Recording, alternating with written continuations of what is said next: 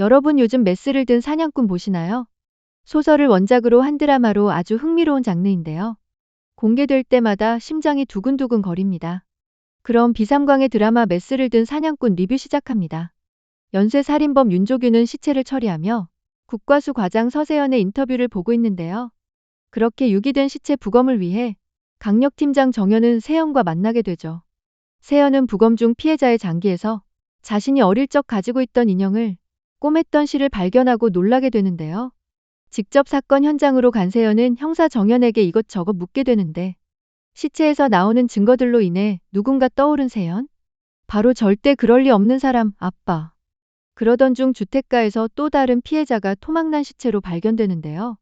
정연은 시체에서 또다시 실이 발견되자 동일범의 소행이라 생각하게 됩니다. 그리고 세연은 이 시체를 부검하다 자신과 똑같은 매듭을 사용하고 있는 범인을 눈치채는데요. 거기다 토막난 시체는 이틀 전 자신과 말다툼이 있었던 부검의 오민호. 부검을 하면 할수록 계속 떠오르는 아빠. 그 사이 용의자가 잡히게 되는데 세연은 확인하고자 경찰서로 가지만 다행인 건지 아닌지 아빠가 아니었죠. 하지만 어렵게 잡은 용의자가 진짜 범인이 아닌 걸 알게 되면서 수사는 다시 처음으로 돌아가게 됩니다. 사실 세연의 아빠는 과거 가정폭력범이었고 세연의 엄마를 죽였었는데요. 그 속에서 살아남기 위해 본능적으로 아빠의 살인 증거를 치웠던 세연. 아빠 조규는 그때의 세연을 데리고 다니며 살인을 했던 것처럼 여전히 어떤 아이에게 아빠라 불리며 살인의 뒤처리를 시키고 있었습니다. 증거들로 인해 죽은 줄 알고 있던 아빠가 다시 돌아온 것을 알게 된 세연은 트라우마로 힘들어하는데 형사들보다 먼저 아빠를 찾기 위해 부검 증거들을 숨기는 세연. 그러던 중 집으로 돌아가던 길, 토막난 또 다른 여성의 시체를 발견하게 되는데요. 그때 발신자 제안으로 아빠에게 전화가 걸려오고 근처에 있을 것이라 예상한 아빠는 없고 덩그라니 김밥 한 줄만 놓여 있었죠. 최초 발견자 세연은 신고를 했는데 형사들은 모두 세연을 의심하게 되는데요. 거기다 부검 중 시체의 입속에서 발견된 세연의 어릴 적 사진. 물론 아는 사람이 없어 넘어갔지만 세연은 알고 있기에 당황할 수밖에 없죠. 이후 아빠와 함께했던 곳으로 간 세연.